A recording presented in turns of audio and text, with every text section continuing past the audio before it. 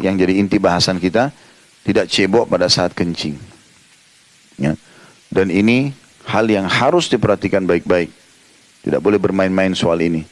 Kata sampai ulama, saking tegasnya hadis ini, karena kencing tidak cebok ini masuk dalam kategori dosa besar.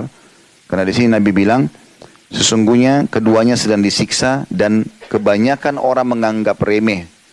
Tetapi ketahuilah dia adalah perbuatan dosa besar. Gitu kan.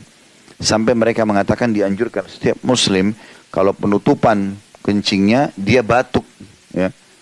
Adab-adabnya tujuannya untuk menghabiskan semua tetesan terakhir kencing tersebut. Dan dia duduk tadi supaya memastikan semuanya keluar. Gitu kan. Ini semua agar menghindari ancaman ini. Ya. Dan biasanya yang membuat orang meninggalkan ini karena pertama kelalaian, dia memang tidak mau cebok, tidak ada kebersihan. Atau yang kedua, tergesa-gesa.